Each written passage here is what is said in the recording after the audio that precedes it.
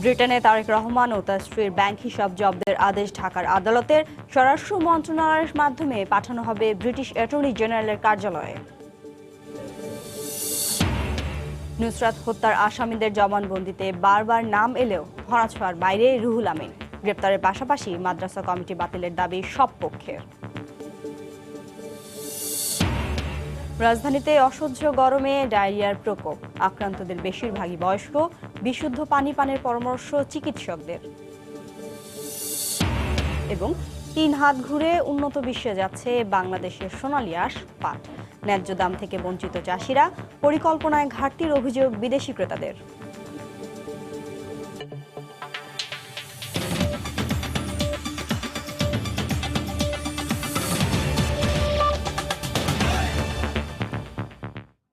সময় সংবাদের সঙ্গে আছে আমি শিরিন আক্তার। বিএনপির ভারপ্রাপ্ত চেয়ারম্যান তারেক রহমান ও তার স্ত্রী ডাক্তার জোবাইদা রহমানের ব্রিটেনের একটি ব্যাংকের 3টি হিসাব জব্দ করার আদেশ দিয়েছেন বাংলাদেশের আদালত। দুদকের আবেদনের পরিপ্রেক্ষিতে ঢাকা মহানগরের সিনিয়র স্পেশাল জজ KM ইমরুল গাইস ব্রিটেনের স্ট্যান্ডার্ড ব্যাংকের 3টি অ্যাকাউন্ট জব্দের এ আদেশ দেন। দুদক বলছে, ব্রিটেনের স্ট্যান্ডার্ড ব্যাংক পরিচালিত white and blue consultant limited শীর্ষক প্রতিষ্ঠানের হিসাব থেকে তারেক রহমান এবং জোবাইদা রহমানের 3টি ব্যাংক হিসাবে 59,341 ব্রিটিশ পাউন্ড হস্তান্তর ব্রিটেনের ফিনান্সিয়াল ইন্টেলিজেন্স ইউনিট FIEU এর নির্দেশে আটকে আছে। এ অর্থ তারা অন্যত্র হস্তান্তর বা রূপান্তর করার চেষ্টা করছেন। তাই এ অর্থের বিষয়ে তাৎক্ষণিক ব্যবস্থা নেওয়া না গেলে তা বেহাত হওয়ার শঙ্কা রয়েছে। দেশের আদালতের এই আদেশটি স্বরাষ্ট্র মন্ত্রণালয়ের মাধ্যমে ব্রিটেনের অ্যাটর্নি জেনারেলের অফিসে পাঠানো হবে বলে জানিয়েছেন দুদকের আইনজীবী।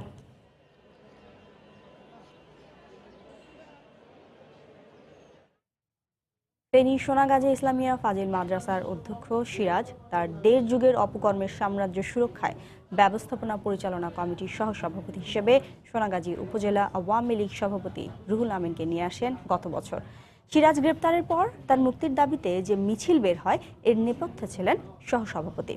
গত 27 মার্চ নুসরাতের মা বিচার চাইতে গেলে অধ্যক্ষ নিজেকে রক্ষায় সহসভাপতির মাধ্যমেই পুলিশ ডেকে থানায় পাঠিয়ে মানসিকভাবে নির্যাতন করে নুসরাতকে।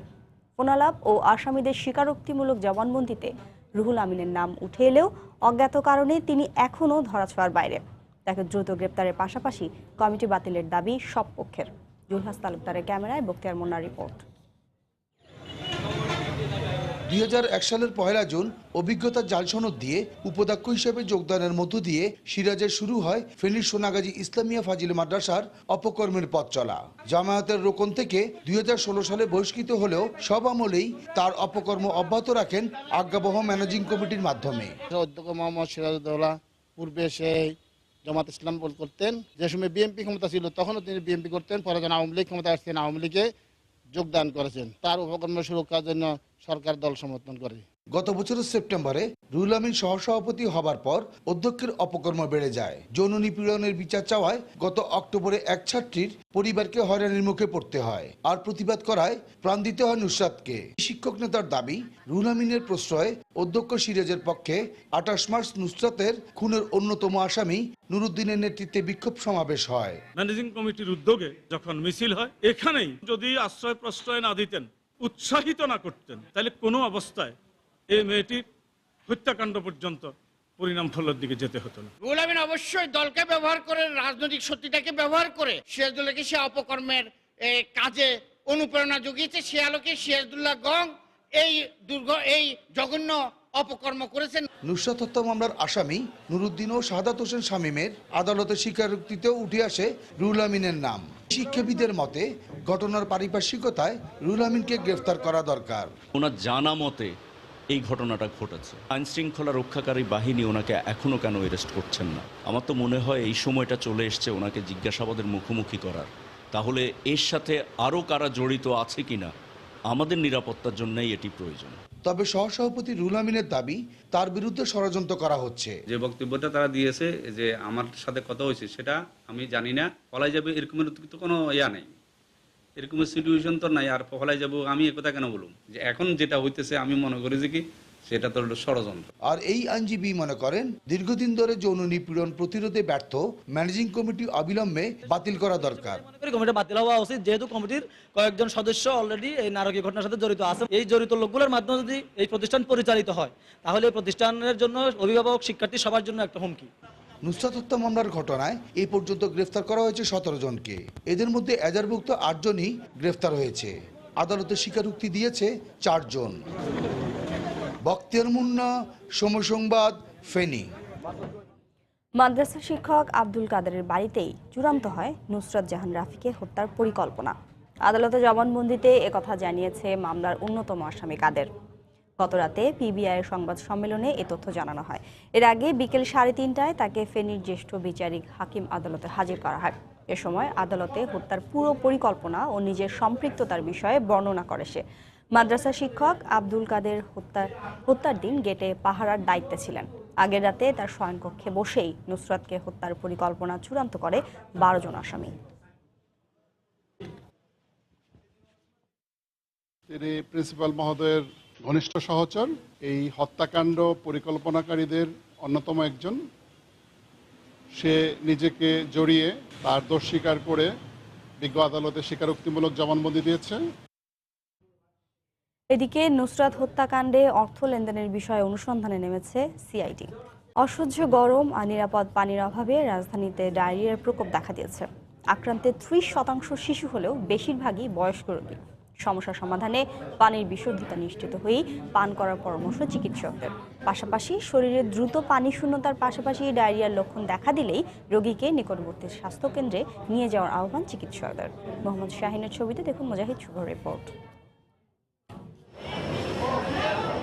রাজধানীতে হঠাৎ ডায়রিয়ায় আক্রান্ত রোগীর চাপ বাড়ায় আইসিডিডিআরবিতে টানানো হয়েছে অস্থায়ী তাঁবু। গত 3 দিনেই গড়ে ভর্তি রোগীর সংখ্যা ছাড়িয়েছে 900। তবে এবার গরমের শুরুতেই প্রকোপ বাড়ায় আক্রান্তের 35% এসেছে তীব্র ডায়রিয়া নিয়ে।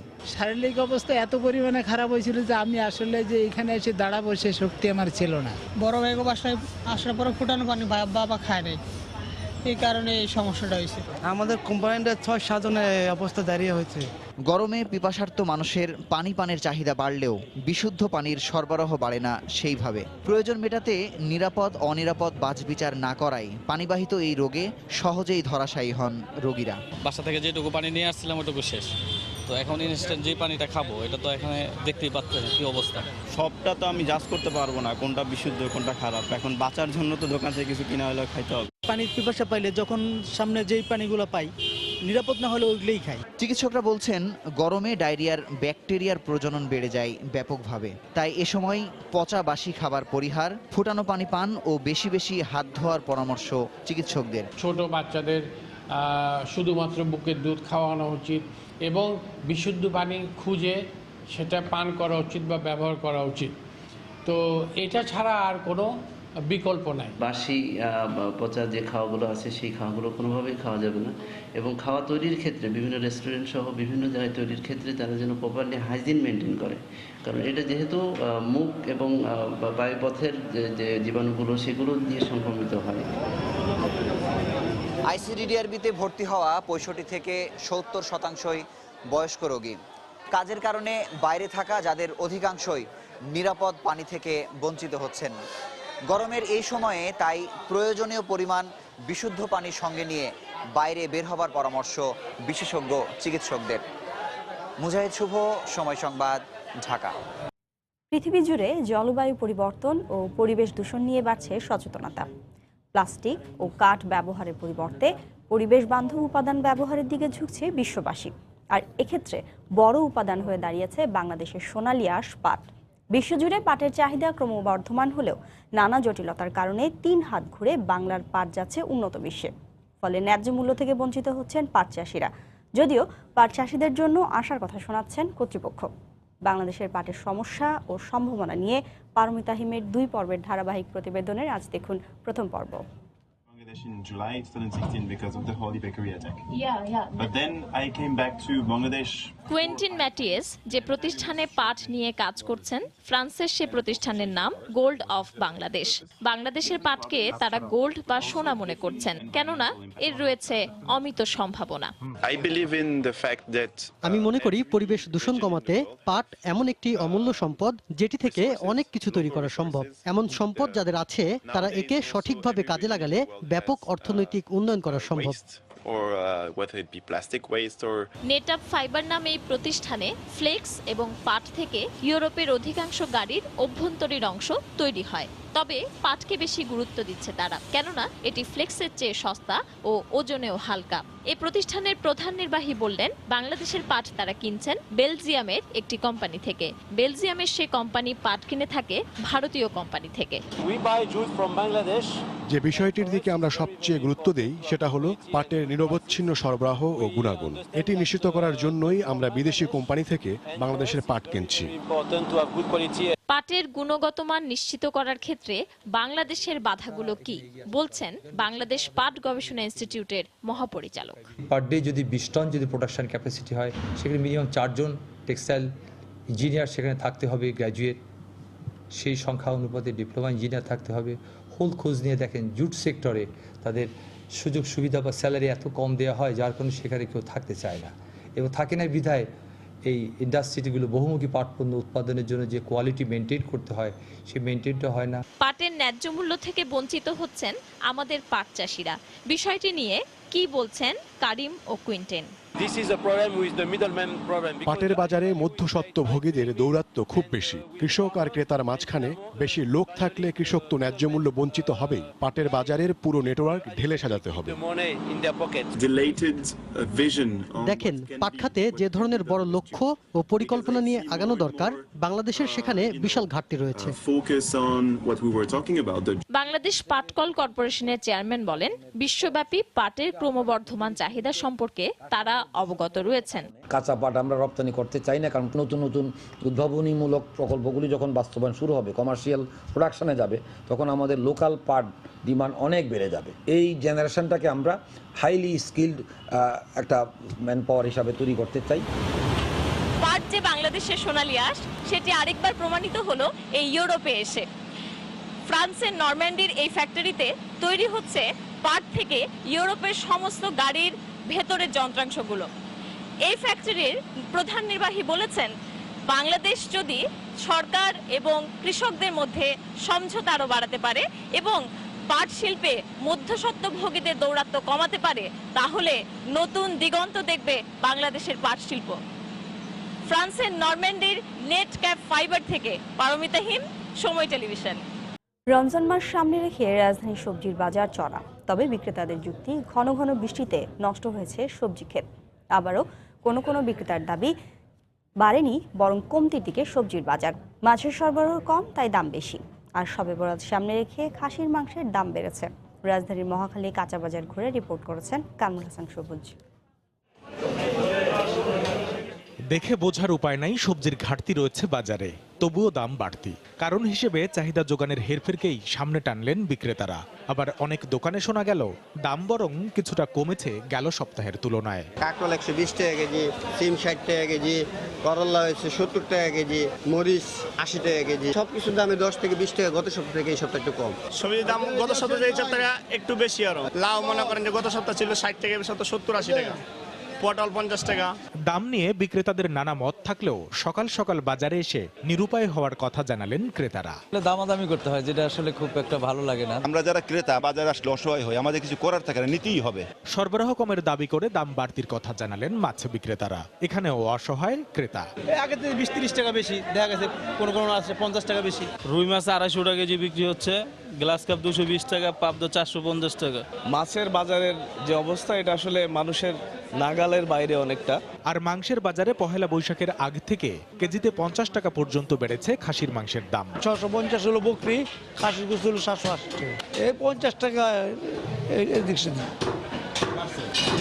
এদিকে 10 টাকা কমে এই সপ্তাহে 160 টাকা কেজি দরে বিক্রি হচ্ছে ব্রয়লার, আর দেশি মুরগি বিক্রি হচ্ছে আগের দামেই। কামরুল হাসান সবুজ, সময় সংবাদ, ঢাকা। এদিকে রমজান সামনে রেখে বাড়তে শুরু করেছে চট্টগ্রামের ফিশারি ঘাটে সব ধরনের মাছের দাম। সামুদ্রিক ও মিঠা পানির মাছের দাম কেজিতে বেড়েছে 20 থেকে 30 টাকা। বাজারে রূপালী ইলিশের দাম একটু বেশি। নূরজামাল আতিকের ক্যামেরায় শফিকুল আলমের রিপোর্ট। ভোর থেকে ক্রেতা বিক্রেতাদের হাঁকডাকে সরগরম হয়ে উঠেছে চট্টগ্রামের মাছের সবচেয়ে বড় পাইকারি বাজার ফিশারিঘাট। এখানে প্রতি কেজি রুই বিক্রি হচ্ছে 150 থেকে 200 টাকা পর্যন্ত, মৃগেল বিক্রি হচ্ছে 130 থেকে 180 টাকা, আর কাতল 150 থেকে 200 টাকা পর্যন্ত বিক্রি হচ্ছে। আর প্রতি কেজি চিংড়ি বিক্রি হচ্ছে 600 থেকে 800 টাকা, আর রূপচাঁদা বিক্রি হচ্ছে মানভেদে 700 থেকে 900 টাকা পর্যন্ত। গলদা চিংড়ি 20-22 দানা চলতেছে 500 টাকা, 550 টাকা। তারপর আপনার এই ধরেন 18-16 এগুলো চলতেছে 600, 650। তারপর আরও মনে করেন 10-12 মনে করেন 800, 850। শিং মাছগুলো বিক্রি করতেছি 500 টাকা কেজি, 450 টাকা কেজি।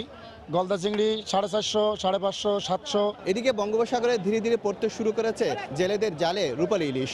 এই ফিশের ঘাটে প্রতি কেজি ইলিশ মানভেদে বিক্রি হচ্ছে 800 থেকে 800 টাকা পর্যন্ত। ইলিশ ধরেন 300 গ্রামের 400 গ্রামের এগুলা 400, 450। তারপর ইলিশ যেগুলা 500, 600 এগুলো আপনার 500, 550 রেট করতেছে। আর যেগুলো 700, 800 গ্রাম ইলিশ করতেছে ওগুলো রেট পর আপনার 700 থেকে 800। রমজান উপলক্ষে কিন্তু মাছের দাম বাড়বে না, আশা করি মাছের দাম স্থিতিশীল থাকবে, যেহেতু রমজানের প্রচণ্ড মাছের চাপ থাকবে। ইলিশ আছে বছর ইলিশ হবে ইনশাল্লাহ, যদি এই যে মৌসুম যদি ভালো থাকে। চট্টগ্রামে এই ফিশের ঘাটে প্রতিদিন 100 থেকে 150 টন মাছ বিক্রি হয়, যার বাজার মূল্য প্রায় 10 থেকে 15 কোটি টাকা। চট্টগ্রামের ফিশের ঘাট থেকে শফিকুল আলম, সময় সংবাদ। বগুড়া ও গাজীপুরে গুলিতে 2 জন নিহত হয়েছে।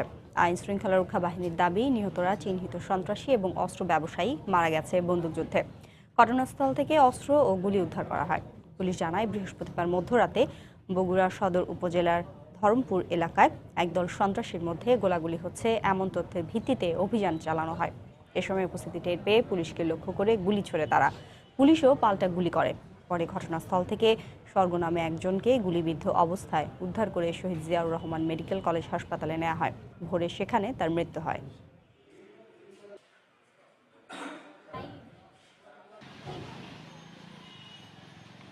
র্যাব জানায়, ভোরে গাজীপুরের সালনা এলাকায় অস্ত্র কেনাবেচা হচ্ছে এমন তথ্যের ভিত্তিতে অভিযান চালানো হয়। তাদের উপস্থিতি টের পেয়ে গুলি চালায় অস্ত্র ব্যবসায়ীরা। র্যাবও পাল্টা গুলি চালায়। এক পর্যায়ে ঘটনাস্থল থেকে গুলিবিদ্ধ একজনকে উদ্ধার করে শহীদ তাজউদ্দিন আহমেদ মেডিকেল কলেজ হাসপাতালে নেওয়া হলে চিকিৎসক তাকে মৃত ঘোষণা করেন। সোলার বিদ্যুতের আলোয় আলোকিত হয়ে উঠেছে কুড়িগ্রামের চরাঞ্চল। ঘাট, হাটবাজার এবং বাড়িতে এখন সোলার বিদ্যুতের আলো। পুলিশের নৌ থানার কার্যক্রম চলছে সোলার বিদ্যুতের আলোয়। সরকারের বিভিন্ন কর্মসূচির মাধ্যমে পরিবার ও প্রতিষ্ঠান পর্যায়ে সোলার বিতরণে বদলে গেছে চরের মানুষের জীবন। মমিনুল ইসলাম মঞ্জুর তথ্য ও বেলাল হোসেনের পাঠানো ছবিতে রিপোর্ট। ব্রহ্মপুত্র, ধরলা, তিস্তা ও দুধকুমার সহ 16 নদ নদী বিধৌত এই জেলার 269টি দ্বীপচরে বাস করে প্রায় 3.5 লাখ মানুষ। এর মধ্যে সদর উপজেলার চরযাত্রাপুর ও চর পার্বতীপুর এবং চিলমারী উপজেলার অষ্টমী চরে ঢুসমারা নৌ থানা সহ অনেক এলাকায় সোলার বিদ্যুতের বদৌলতে মানুষ এখন টেলিভিশন দেখছেন। শিক্ষার্থীরা লেখাপড়ার পাশাপাশি ইন্টারনেট ব্যবহার করছেন। অনেক রাত পর্যন্ত দোকানপাট খোলা থাকায় ব্যবসা বাণিজ্যের প্রসার ঘটছে। কোথাও কোথাও ডিশ লাইনও চলছে। সব মিলিয়ে দারুণ খুশি চরবাসী। আমাদের ছেলে মেয়েরা সোলার আলোতে পড়ালেখা করতে পারতেছে। চরের জীবন তো কষ্টের জীবন, কিন্তু সোলার দেওয়ার ফলে আমরা টিভিও দেখতে পারি, বাচ্চাদের মনে করেন পড়াইতেও পারি। সোলারের বাতি হয়ে কাজকর্ম করার সুবিধে হয়েছে। আগে ব্যবসা করতাম অন্ধকারে, এখন সৌরবিদ্যুৎ আছে দেখে ব্যবসা করতে পারি রাত 8টা, 9টা, 10টা পর্যন্ত। চরাঞ্চলে গ্রিড লাইনের মাধ্যমে বিদ্যুৎ সরবরাহ করা কঠিন। এজন্য সরকারের ঘরে ঘরে বিদ্যুতের প্রতিশ্রুতি বাস্তবায়নে চরাঞ্চলে অগ্রাধিকার ভিত্তিতে সোলার দেওয়া হচ্ছে বলে জানালেন প্রশাসনের এই কর্মকর্তা। এ পর্যন্ত আমাদের 5টি ইউনিয়নের প্রায় শতাধিক চরে আমরা 1000-এর বেশি পরিবারের মধ্যে সোলার বিতরণ করছি এবং চলতি অর্থ বছরেও আমরা অগ্রাধিকার ভিত্তিতে চরের অঞ্চলের মানুষকে প্রাধান্য দিয়েছি। আমরা চেষ্টা করতেছি যে আগামী দিনে স্কুলগুলোতে এই সোলার সিস্টেম চালু করে সেখানে কম্পিউটার বা ল্যাপটপ চালাইয়ে আরও আলোকিত করার জন্য। সোলার দিয়ে চরাঞ্চলের বিদ্যালয়গুলোতে কম্পিউটার এবং মাল্টিমিডিয়া চালানোর মাধ্যমে শিক্ষার্থীদের শিক্ষা দেওয়ার পদক্ষেপ নেওয়া হয়েছে বলে জানালেন জেলা প্রশাসনের এই শীর্ষ কর্মকর্তা। সরকারিভাবে প্রতিটি বিদ্যালয়ে যে মাল্টিমিটার দেওয়া হয়েছে সেগুলো যাতে প্রপারলি ইউজ হয়, সেই ক্ষেত্রে সোলারের মাধ্যমে যেই তাদের জন্য যে পাওয়ারের ব্যবস্থাটি করা দরকার সেটির জন্য আমরা আমাদের পক্ষ থেকে সর্বোচ্চ পদক্ষেপ গ্রহণ করব। জেলা ত্রাণ ও পুনর্বাসন কর্মকর্তা জানান 2014 সাল থেকে এ পর্যন্ত টিআর, কাবিটা ও কাবিখা কর্মসূচির আওতায় জেলার চরাঞ্চলগুলোতে প্রায় 16,030 ওয়াট থেকে 150 ওয়াটের সোলার পরিবার ও প্রতিষ্ঠান পর্যায়ে বিতরণ করা হয়েছে। সময় সংবাদ, কুড়িগ্রাম। চট্টগ্রামে জেলা প্রশাসনের নির্বাহী ম্যাজিস্ট্রেট পদমর্যাদার কর্মকর্তার সংকট মারাত্মক আকার ধারণ করেছে। নিয়মিত অন্তত 35 জন কর্মকর্তা থাকার কথা থাকলেও পদোন্নতি ও দীর্ঘমেয়াদী প্রশিক্ষণের কারণে বর্তমানে মাত্র 6 জন কর্মকর্তা নিয়োজিত রয়েছেন। এই অবস্থায় প্রাত্যহিক কাজে যেমন প্রশাসনকে হিমশিম খেতে হচ্ছে, তেমনি আসন্ন রমজানে বাজার মনিটরিং কিংবা ভ্রাম্যমাণ আদালত পরিচালনা অনেকটা অনিশ্চিত হয়ে পড়েছে। বিস্তারিত জানাচ্ছেন কমল দে। চট্টগ্রামে জেলা প্রশাসনকে 15টি উপজেলার প্রশাসনিক দায়িত্ব পালনের পাশাপাশি নগরীর নানা কাজে সম্পৃক্ত থাকতে হয় নির্বাহী ম্যাজিস্ট্রেট পদমর্যাদার কর্মকর্তাদের। কিন্তু বর্তমানে প্রথম শ্রেণীর এসব কর্মকর্তা পদে চরম সংকট দেখা দিয়েছে। বিশেষ করে সহকারী কমিশনারের 14টি পদের সবকটি শূন্য। প্রাত্যহিক কাজের বাইরে গিয়ে নির্বাহী ম্যাজিস্ট্রেট পদমর্যাদার সরকারি এসব কর্মকর্তাদের বাজার মনিটরিং, উচ্ছেদ কার্যক্রম পরিচালনার পাশাপাশি ভ্রাম্যমাণ আদালত পরিচালনার মতো অন্তত 8 ধরনের বাড়তি কাজ করতে হয়। বন্ধ হয়ে যাওয়া কর্ণফুলী নদীর তীরবর্তী অবৈধ স্থাপনা উচ্ছেদ কার্যক্রম পুনরায় চালু নির্দেশনা রয়েছে উচ্চ আদালতের। কিন্তু উচ্ছেদের ক্ষেত্রে অন্যান্য জটিলতার পাশাপাশি রয়েছে ম্যাজিস্ট্রেট সংকট সমস্যা। সহকারী ভূমি কমিশনারের 21টি পদের মধ্যে 7 পদে কর্মকর্তা নেই। সে সাথে পর্যাপ্ত ম্যাজিস্ট্রেট পাওয়া না গেলে আসন্ন রমজান মাসে বাজার মনিটরিং চরমভাবে বাধাগ্রস্ত হওয়ার আশঙ্কা দেখা দিয়েছে। আপনি বাজার মনিটরিং বলেন, উচ্ছেদ অভিযান বলেন বা ল এনফোর্সমেন্টের যে অনেকগুলো যে কাজগুলি আছে সবগুলো কিন্তু বাধাগ্রস্ত হবে। ভ্রাম্যমাণ আদালত পরিচালনাকারী 9 জন কর্মকর্তার মধ্যে 5 জনই নেই। তাই সুশাসন নিশ্চিতের জন্য এই শূন্য পদগুলিতে কর্মকর্তা নিয়োগের দাবি সুশীল সমাজের এই প্রতিনিধির। আমরা আশা করব যে অতি সত্বর সরকারের এই সংশ্লিষ্ট দপ্তর অন্যান্য জেলা থেকে হলেও এনে এটা সমাধান করবেন। এদিকে আগামী 15 মে থেকে পাহাড়ে ঝুঁকিপূর্ণ অবস্থায় বসবাসকারীদের বিরুদ্ধে অভিযান শুরু করতে চায় জেলা প্রশাসন। এই অবস্থায় দ্রুত নির্বাহী ম্যাজিস্ট্রেট নিয়োগের ব্যবস্থা নিতে জনপ্রশাসন মন্ত্রণালয়ে চিঠি পাঠানোর কথা জানালেন জেলা প্রশাসক। চরম সংকটে রয়েছে, যেটা আমি জনপ্রশাসন মন্ত্রণালয় ইতিমধ্যে জানিয়েছি, বিভাগীয় কমিশনার স্যারকেও জানিয়েছি। চট্টগ্রামে কর্মকর্তা প্রদান না হলে আমাদের এসব কাজ বিঘ্নিত হবে। বর্তমানে কর্মরত 6 জন কর্মকর্তার মধ্যে অন্তত 4 জনকে প্রতিদিন প্রটোকলের দায়িত্বে ব্যস্ত থাকতে হয় বলে জানান জেলা প্রশাসনের শীর্ষ কর্মকর্তা। 14 জন নতুন সহকারী কমিশনারকে এখানে পাঠানো হলো। সম্প্রতি এদের সবাইকে প্রশিক্ষণের জন্য বাইরে পাঠানো হয়েছে। কমল দে, সময় সংবাদ, চট্টগ্রাম। এই পর্যায়ে শীর্ষ সংবাদ জানিয়ে দিচ্ছি আরেকবার। ব্রিটেনে তারেক রহমান ও তার স্ত্রীর ব্যাংক হিসাব জব্দের আদেশ ঢাকার আদালতের স্বরাষ্ট্র মন্ত্রণালয়ের মাধ্যমে পাঠানো হবে ব্রিটিশ অ্যাটর্নি জেনারেলের কার্যালয়ে। নুসরাত হত্যার আসামিদের জবানবন্দিতে বারবার নাম এলেও ধরাছোঁয়ার বাইরে রুহুল আমিন। গ্রেপ্তারের পাশাপাশি মাদ্রাসা কমিটি বাতিলের দাবি সব পক্ষের। রাজধানীতে অসহ্য গরমে ডায়রিয়ার প্রকোপ, আক্রান্তদের বেশিরভাগই বয়স্ক। বিশুদ্ধ পানি পানের পরামর্শ চিকিৎসকদের। এবং 3 হাত ঘুরে উন্নত বিশ্বে যাচ্ছে বাংলাদেশের সোনালী আঁশ পাট। ন্যায্য দাম থেকে বঞ্চিত চাষিরা, পরিকল্পনায় ঘাটতির অভিযোগ বিদেশি ক্রেতাদের। এই ছিল এখনকার মতো। যে কোনো খবর পেতে ভিজিট করুন সময়.tv। আপনার মোবাইলে সময় সংবাদ দেখতেও সব খবর পেতে ডাউনলোড করুন সময় অ্যাপ। এছাড়া এই মাত্র পাওয়া খবর মোবাইলে পেতে SMS করুন *BN লিখে পাঠিয়ে দিন 16242 নম্বরে। সঙ্গেই থাকুন সময়।